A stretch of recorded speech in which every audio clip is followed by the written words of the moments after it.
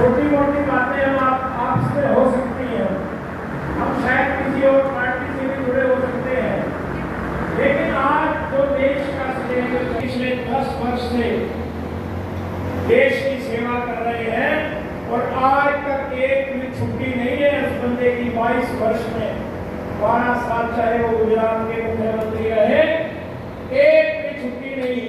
अभी मेरे को 73 दिन से अरविंद जी बंदा इतनी मेहनत कर रहा है और 3 बजे सोता है, सुबह 6-7 बजे फिर उठ जाता है। मतलब मेरे कहने का मतलब है कि ये तपस्या है और भारतीय जनता पार्टी में ये तपस्या हो सकती है। आज ही मुझे कोई बता रहा था कि अभी शैलजा के प्रोग्राम से छपना ही है कागज, उसमें सिर्फ 6 बजे तक आगे रतिया के हमारे सभी सम्मानित पदाधिकारीगण, हमारे अध्यक्ष जी, हमारे भाजपा के अध्यक्ष जी लक्ष्मण नापा जी अभी गए, सारी फतेहाबाद के हमारे अध्यक्ष जी और सभा के सभी लीडरशिप यहाँ पर है। अब तो चुनिंदा जो है वो लोग बचे हुए हैं जो समर्पित भाव से संस्था के साथ भी हैं और वैसे भी हैं। मुझे बताया गया कि पीछे तक हॉल भरा था, 600-700 लोग थे, पर कोई बात नहीं, आपने अपनी बात कह दी। उनका यहाँ आना ही इस बात को दर्शाता है कि उनका आशीर्वाद मेरे ऊपर है, मोदी जी के साथ है। आने वाले समय में विकसित भारत बनाना चाहते हैं। हम देश को दुनिया में और मजबूती से हर तरीके से, आर्थिक तौर पे हर तरीके से, हर दृष्टि से मजबूत करें, यही संकल्प है। पिछले 72 दिन हो गए मेरे को भी चुनाव लड़ते हुए, बड़ा लंबा समय है। और ये कहते हैं तब से राज मिलता है और राज में फिर गलत करो तो नरक मिलता है। तो हम तो तपस्या में लगे हुए हैं, सेवा करने का आप मौका देंगे। राज मिल तो हम ज़्यादा देखते नहीं, हम तो ये कहते हैं भाई ऊपर वाला सेवा करने का मौका दे। और अभी भाई अशोक अरोड़ा जी ने जो बात कही वो मेरे याद है।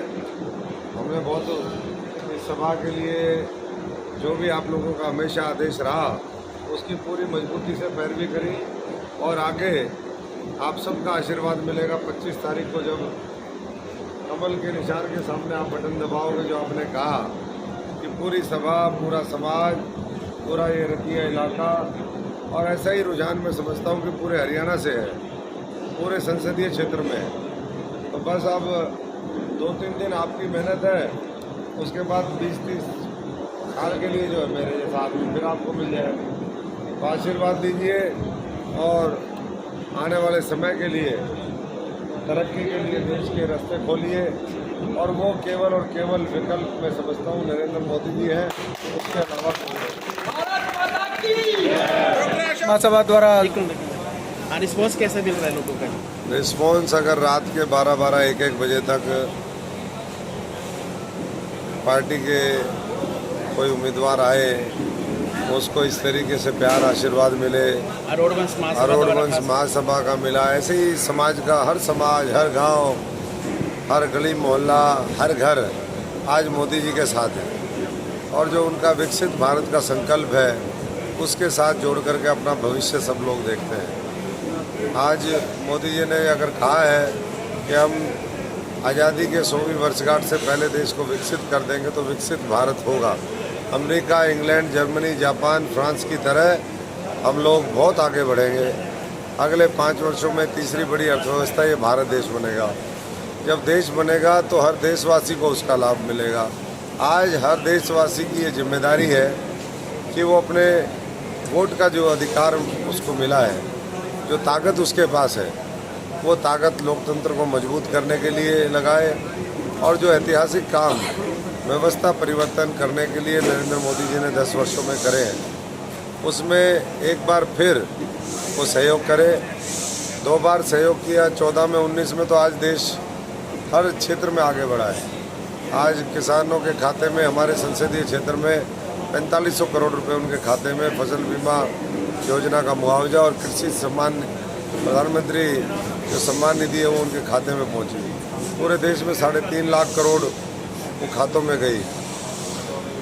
करोड़ों शौचालय बने, मकान बने, 80 करोड़ लोगों को राशन मिला, शिक्षा, स्वास्थ्य हर क्षेत्र में आगे बढ़ा, बिना पर्ची बिना खर्ची की नौकरियां मिली। पूरी दुनिया आज भारतवर्ष की तरफ देख रही है।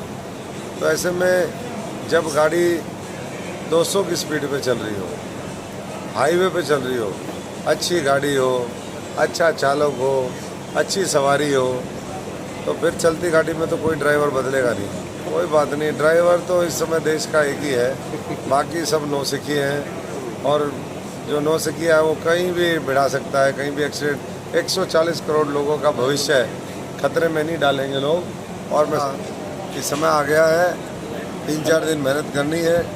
और ये 3-4 दिन की मेहनत जब विकसित भारत होगा तो विकसित रतिया भी होगा, विकसित सिरसा भी होगा। यहाँ भी और उद्योग धंधे लगेंगे। और मैं समझता हूँ कि जो लंबी मांगे हैं वैसे तो पूरी करी, अब जगह जगह हर क्षेत्र में जो है बहुत तेज़ी के साथ विकास दिखाई दे रहा है। पर जहाँ भी कोई लोगों की अपेक्षाएं हैं उन अपेक्षाओं को हम पूरा करेंगे। संसद के अंदर और देश की सरकार में मजबूत भागीदारी सिरसा के लोग कमल के निशान के माध्यम से मोदी जी की सरकार में करें। कल अमित शाह की रैली थी, योगी आदित्यनाथ की रैली थी, तो हरियाणा में कितना परिवर्तन लगता है आपको? नहीं, लगातार पिछले 3-4 दिनों से देख रहे हैं आप, मोदी जी की रैली अम्बाला गोहाना में हुई, अमित शाह जी कल आए, कल हमारे यहाँ सिरसा में अयोध्या जिनकी एक विशेष भूमिका है नरेंद्र मोदी जी के साथ, योगी आदित्यनाथ जी वो भी आए और जो संदेश देकर के गए।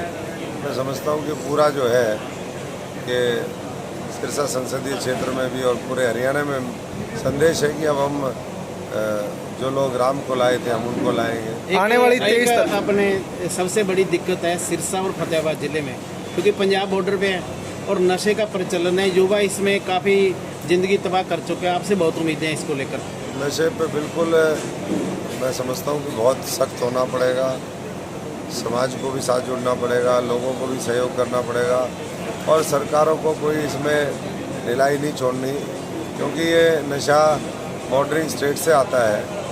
तो पंजाब की सरकार जो उड़ता पंजाब की बात करती थी, अब वो जो है दूसरे प्रदेशों को भी उड़ाने का काम ना करें, नशे को वहीं रोके, वहीं ख़त्म करें। जो बॉर्डर से नशा आता है उसकी तस्करी बंद हो, नशा माफिया उसका परमानेंट जो है उसके ऊपर रोक लगे, उसका पक्का इलाज हो। आने वाली 23 मई को प्रियंका गांधी रोड शो करने जा रही है, उससे कांग्रेस को कोई फर्क पड़ेगा? देखिए, कांग्रेस हवाई पार्टी है, ज़मीन पे ना संगठन है ना मेहनत है। जो 60 दिन बाद चुनाव लड़ने आए, आखिरी में उन्होंने या तो जनता में नुस्ख निकालना है या मशीन में गड़बड़ी बतानी है। कोई भी आए कोई खास फर्क नहीं। कांग्रेस के जो खुद टिकट मांगने वाले लोग थे वो पिछले कुछ दिन पहले उन्होंने मेरे से फ़ोन पे वैसे ही कहा, जी कैसा हालचाल चल रहा है? मैंने कहा ठीक है। बोले जी हमारी टिकट तो घोषणा नहीं हुई, आपकी होगी, आपको बधाई। मैंने कहा और क्या हो रहा है आपको? तो बोले कि जी आपको पता ही है सारा मामला, हमने तो ऊपर कह दिया कि टिकट किसी को दे दो, हारे का हारे, कोई भी आ जाए। तो उस समय जो वर्तमान उम्मीदवार आए हैं उनका भी नाम था। तो हार तो ये होनी है, क्योंकि ऊपर वाले ने देश का भला करना है, 140 करोड़ लोगों के बारे में सोचना है। तो यहाँ जब देश का चुनाव बन गया तो कोई व्यक्ति महत्वपूर्ण नहीं है। और व्यक्ति भी वो जो 28 साल बाद वापस आया हो, जो यहीं से छोड़ के भागा हो, यहाँ के 30 लाख लोगों को धोखा दिया हो, फिर अम्बाला को धोखा दिया हो, दुनिया भर को धोखा देकर कोई नहीं बच पाएगा। कौन है असली कौन है नकली सबको पता चल जाएगा। धन्यवाद।